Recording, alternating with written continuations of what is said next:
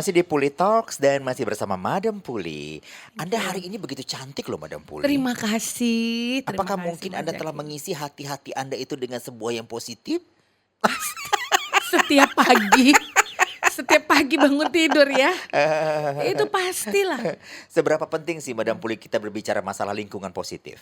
Mengubah pola pikir kita. Penting sekali, itu nomor satu menurut saya. Aha, Karena kita jangan terdistrap ya, jangan Oke. tergerus oleh negatif-negatif itu. Mhm, Jadi setiap pagi, bukan tidak boleh ya, mhm, saya mhm. pun ada loh pikiran Tapi negatif. kan Anda pasti emosi juga nggak sih? Ada, Ada kan? saya ada emosi. Mhm, Sehingga, tapi itu normal ya, maksudnya mhm, begini, jangan ditahan kali, akhirnya sakit.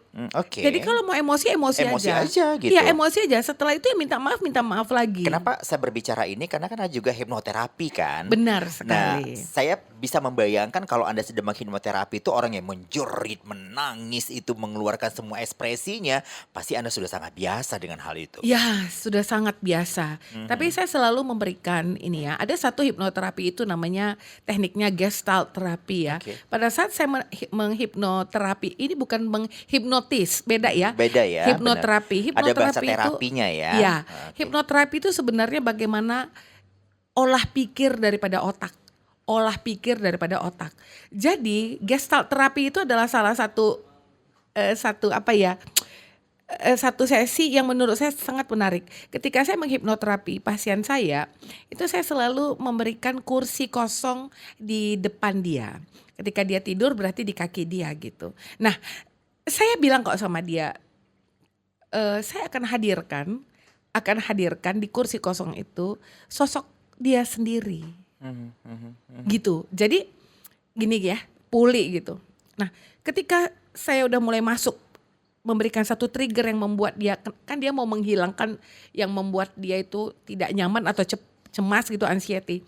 Nah, saya datangkan mana si puli yang suka marah-marah. Tak, silakan duduk di kursi kosong itu. Mhm, mhm. Atau siapa yang dia tidak suka, silakan duduk di kursi kosong itu. Ketika, maaf ya, ini off the record sih namanya, Oke. tapi dia ada satu nggak suka sama orang gitu ya, sama suaminya gitu nggak suka, tapi Ya dia nggak bisa. whatever siapapun itu ya Siapapun mungkin ya. itu, saya dudukkan di kursi kosong itu, tahu nggak hasilnya apa? Mhm. Dia tendang itu kursi, dia tendang, dia pukul, dia balikkan, Oke, yes. oke. Emosional kan, emosi Emosional, kan, oke, tapi setelah itu dia lega. oke. Jadi ternyata yang saya pelajari ya, yang saya yakini ya dalam hipnoterapi itu olah pikir otak bagaimana bisa mengeluarkan semua emosi Mhm, itu, mhm, mhm, mhm. tetapi bukan kepada orangnya langsung, Oke. tapi kepada satu wadah. Oke, kita coba tarik ini ke topik kita ya, Madam Puli ya. Berbicara tentang bertahan atau pergi. Mm-mm. Banyak ternyata di luaran sana eh, korban KDRT berkali-kali misalnya begitu. Malah dia Mm-mm. tidak pergi, malah bertahan. Malah Mm-mm. sebagai mungkin kalau kita pernah lihat di beberapa tayangan-tayangan justru Mm-mm. mereka seperti tidak apa-apa dipukul sama pasangan asal pasangan tidak pergi. Iya, iya. Ini sebuah persepsi yang salah atau sudah ada sakit dalam jiwa sebenarnya? Saya Itu dulu nih. Karena kan orang kalau disakitin pasti pergi dong sebenarnya. enggak, Hah? enggak. Oke. Kenapa? Karena depend on, Oh, ketergantungan. depend on. Yes. Jadi pukulan dan sakitan itu juga bisa menjadi depend on. Yes, kita nggak bisa gini ya Mas Jaki. Kita nggak bisa menjudge orang itu. Oke. Bodoh kau, nggak waras kau, nggak bisa. Itu memang udah pilihan dia. Dengan pukulan itu, dia merasa ini dia ya. Kita nggak ngejudge ya. Maksudnya, Paham, paham. oke, dia sayang sama aku. Oke. Mungkin beberapa suku ya, ya memang begitu kami. Kalau suku ini memang begitu. Tapi mungkin kalau kita dari luar melihatnya udah gila ini sebenarnya Benar begitu gak sih? sekali, benar sekali. Saya nggak mau bicara tentang orang deh. Oke, Gak enak. nggak enak. Saya bicara tentang pengalaman saya aja. Oke, Karena nanti kan bisa ngejudge ya. betul Ya betul kenapa betul. rupanya udah biasa kok. Iya iya iya iya. Ya Iya. aku paling dipukul sedikit aja. Tapi kan aku naik Mercedes. Mhm. Aku tinggal di rumah Oh. mewah. Jadi nggak apa-apa dia melakukan kekerasan itu gitu. Selama dia bisa tahan kenapa tidak? Itu kan Mhm. pilihan. Mhm, mhm. Tapi ada yang memilih untuk tidak mau seperti itu. Ya dong. Ya. Saya tidak bisa bilang dia tidak cerdas atau saya tidak bilang dia bodoh.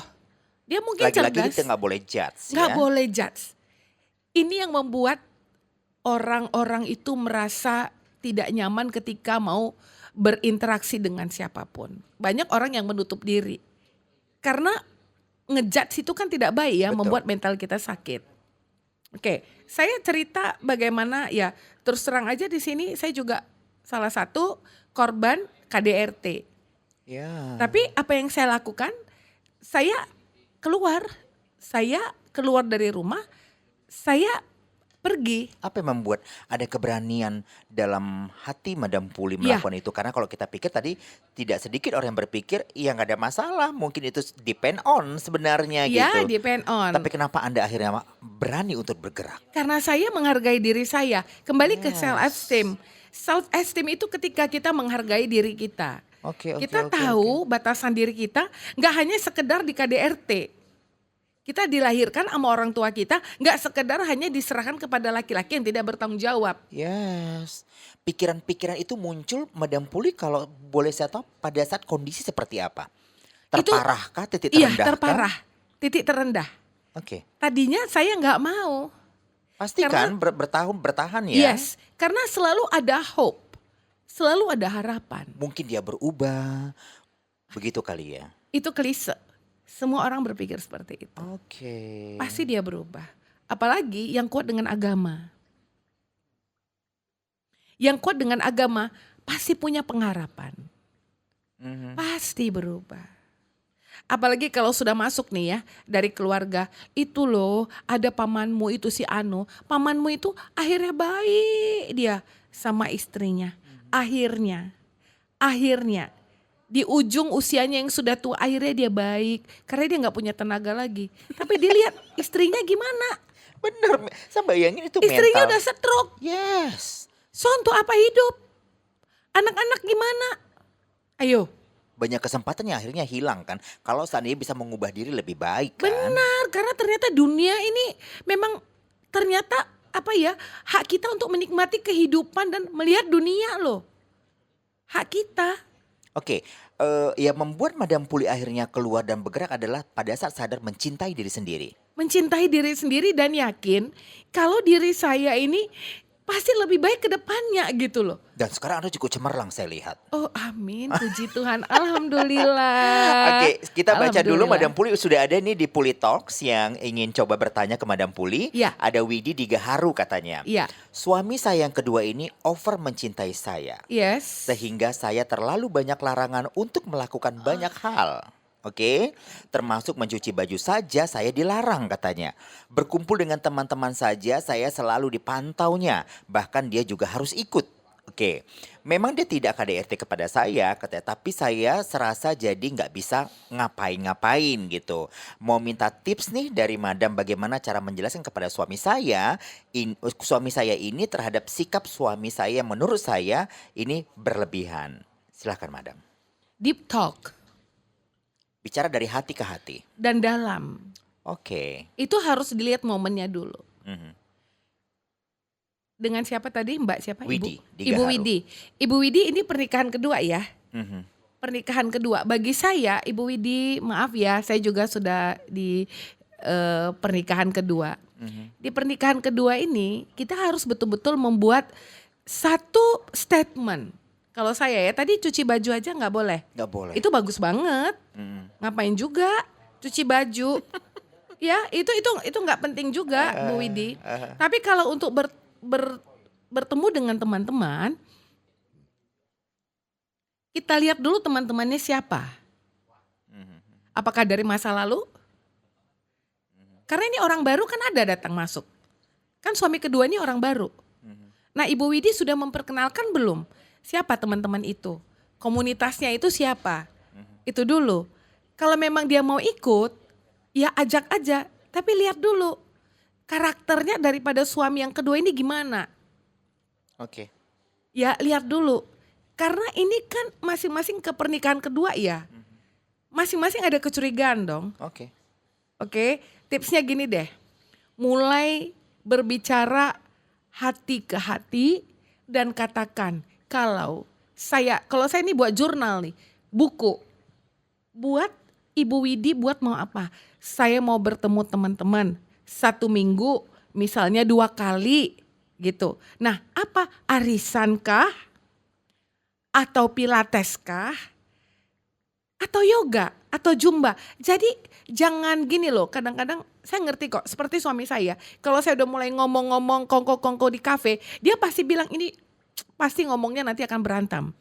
Jadi make it your day itu betul-betul useful buat harimu. Misalnya saya mau kongko sama teman-teman Zumba, saya mau kongko arisan atau pengajian. Kalau Kristen mungkin ke persekutuan doa. Itu deh buat. Oke. Jadi suaminya juga mengerti kalau ini memang ada sesuatu yang betul-betul penting dan tidak mengada-ngada. Dan itu harus ditulis di jurnal ya Ibu Widya, di buku ya. Jadi ada 2 buku ya, 1 buku ibu, 1 buku bapak. Saya bayangi Bu Widi ini harus belajar lagi setelah menikah kayaknya ya. Harus buat jurnal. Bahkan even kita udah jadi nenek-nenek harus Iya. harus loh. Benar. Tetap belajar loh. Mungkin itu untuk Bu Widi dari Madam Puli mungkin tipsnya seperti itu. Buat In jurnal. depth talk ya, In itu deep talk. penting, Iya. itu penting dan buat jurnal seperti itu. Iya. Dan kalau suami tidak menyetujui jangan dilawan ya. Oh, Ini jangan dilawan pernikahan ya. kedua. Ini pernikahan kedua. Iya. Yang Apakah membuat tidak mungkin ada pernikahan ketiga? ada. Ada aja sih. Ke-6, ke-7 juga ada. Tapi ada pertanyaan lagi ini, Bang Zaki, suami saya sering marah-marah katanya. Ini ada Putri di Amaliun ya. Suami saya sering marah-marah dan kadang mau banting-banting barang dan memukul saya. Tapi saya nggak tahu ya, saya begitu sayang dan cinta kepadanya. Ini baru saya bahas tadi. Sarannya beberapa teman minta saya untuk meninggalkan dia. Tapi nggak tahu kenapa saya nggak mau. Kenapa ya itu Madam?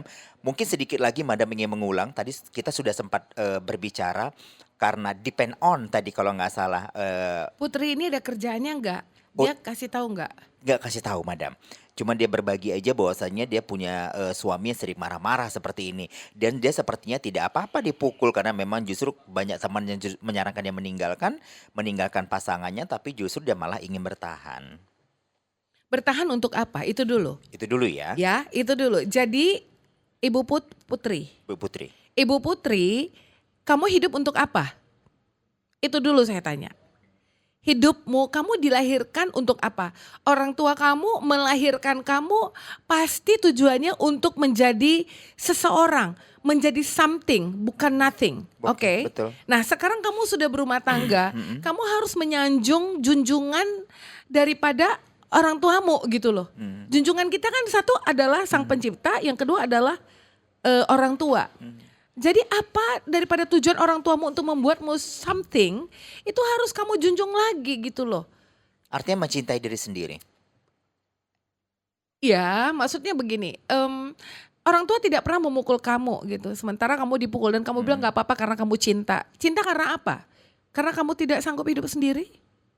Depend on tadi. Takut susah mungkin? Takut menjanda, Menjanda? takut susah, Tekanan sosial mungkin? tekanan sosial. Kamu ingat lagi deh, kamu dilahirkan orang tua itu untuk apa? Yes. Untuk disayangi bukan untuk dipukul. Tapi kalau kamu bertahan di situ nggak apa-apa. Tapi permintaan saya jangan mengeluh. Itu pilihan kamu. Itu pilihan kamu. Kasar nggak sih kalau begitu Madam? Ya saya orangnya memang begitu. Kalau nggak punya prinsip, maka semakin lama umurnya dia nggak kasih tahu berapa ya. Tidak. Umur 50, kamu mentalnya pasti sudah rusak. Exactly. Jadi sebenarnya yang kita bahas ini sebenarnya kembali ke pendengar kita.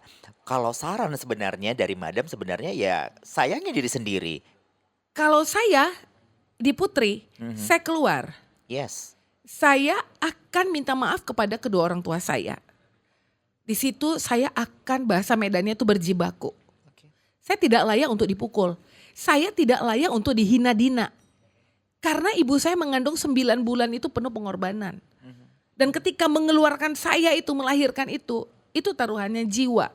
Menyekolahkan. Dan ketika kita sudah waktunya menikah, orang tua menghantarkan kita menikah itu bukan untuk dipukuli. Bukan untuk direndahkan. Oke. Kalau saya. Iya, Tapi iya. kembali tergantung depend on masing-masing. Karena apa? Sebenarnya kita punya kekuatan raksasa yang ada di dalam tubuh yang kita nggak bisa on-kan. Hanya gara-gara terlalu banyak memikirkan hal yang tidak penting. Yes. Sampah. Ibu Putri, ayo mulai berpikir dalam lagi. Oke. makin menarik sebenarnya nih Madam ketika kita berbicara tentang bagaimana kita harus mencintai diri sendiri. Nah, kita berbicara lagi pasangan yang mungkin akan menikah. Seberapa penting sebenarnya sebelum menikah itu benar-benar harus mengetahui pasangan kita secara lebih utuh karena bukan tidak mungkin itu berubah 180 derajat setelah pernikahan itu terjadi. 360 Oh, derajat. lebih lagi ya 360 Iya, derajat. Tidak 360 tidak derajat. menutup kemungkinan orang di sekitar kita mungkin sering akhirnya sedikit demi sedikit akhirnya bercerita. Serasa seperti masuk ke dalam sebuah kekangan yang besar, kebebasannya menjadi terkekang, segala sesuatu yang dulu dia masih single menjadi tidak ada. Ini kan menjadi suatu masalah nggak sih sebenarnya? Masalah. Harusnya pernikahan itu kan bahagia gitu loh, Madam. Bahagia kalau ekonominya bagus. Bahagia Setuju. kalau statusnya memang lajang, Mhm, ya. Memang lajang, bukan suami orang. Oke. Bahagia ketika dia sudah tahu, dia sudah kuat kalau ketika rumah tangganya nanti oleng, kapalnya oleng kapten, dia nggak ikut oleng. Ekonomi bagus tidak menjanjikan kebahagiaan. Setuju. Jadi Mama. keseimbangan ya, Madam ya? Keseimbangan. Jadi yang pertama sekali kalau mau menikah bagi saya itu adalah konseling. Penting nggak itu? Penting sekali. Sekarang sudah Ada banyak diterapkan ini. tes uji karakter. Oke. Iya. Ya, kita harus melakukan sesuatu yang cerdas. Karena kita akan masuk ke pernikahan itu seumur hidup loh. Bayangin aja kita menikah, bangun tidur mukanya itu-itu aja. Sementara sekarang banyak sekali yang ganteng-ganteng oleh karena vitamin yang cukup mungkin. Atau oplas kali? Atau oplas. Karena wajah kita akan sama pada waktunya nanti ya, Iya. Madam ya. Atau mungkin lip service. Iya. Ya sama betul. semua wajahnya. Lip service loh. Uh-huh. Kadang-kadang di kantor, kalau suami nggak ngomong apa-apa misalnya main game kan. Tapi di kantor, udah makan belum? Langsung gitu ya, lip service tadi Bisa ya. chinlock loh. Iya. Mm-mm. Jadi harus kuat sendiri sih mental. Yang pertama itu konseling dah. Konseling. Kalau kita di Kristen ada konseling sama pendeta atau di konseling sama psikolog. Terus yang kedua, jangan keluarkan semua harta bendamu atau kebaikanmu. Jangan, untuk yang cowok ya. Seperti episode pertama kita ketika berbicara masalah jarak ya. Butuh privasi juga Bukan, sendiri. maksudnya gini loh. Ketika pacaran semuanya baik kan? Iya. Beliin adek ini bang, beliin ini bang. Atau yang laki-laki, maaf ya. Laki-laki udah tahu loh mau kondo dari awal. Tapi kan misalnya dia udah tahu mau kondo. Tolonglah deh abang, dikasih gitu loh. Maksudnya jangan kasih tahu kalau kamu tuh punya uang. Jangan, kalau perlu hidup sederhana dulu. Oke. Artinya jangan pasangan kalau belum terlalu serius ya nggak usah tahu semua tentang kita gitu ya, Janganlah, Madam Kuliah nggak maksudnya ya. usah. Karena sebenarnya tetap harus ada jarak yang harus dijaga. Iya. Tapi kan yang namanya bucin, aduh berat banget tuh ya. Bucin ini juga jadi Nggak masalah nggak sih? bagus bucin mah. Nggak bagus ya. Kita break dulu kali ya, Madam ya. Siapa tahu nanti mood kita jadi lebih baik dan nggak bucin kayak begini ya. Mungkin yang mendengar kita banyak yang bucin juga takutnya ya.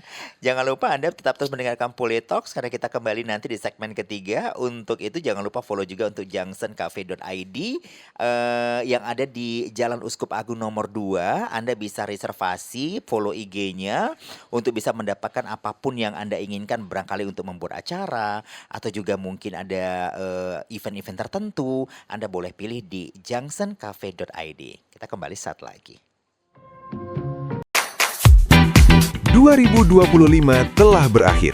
Masihkah Anda penat, jenuh, stres dengan beban pekerjaan di tahun 2025? Yes, saatnya Anda melepaskan semua itu dengan mengikuti event Harmony of Us yang dipersembahkan oleh Madam Puli dan tim. Apa saja kegiatannya? Yang pertama, ada Emotional Release Session. Kedua, Hypnotherapy Time. Ketiga, Singing Together. Keempat, Know Each Other. Yuk, tunggu apa lagi? Cek caption yang ada di bawah untuk info selengkapnya dan sampai jumpa di Harmony of Us.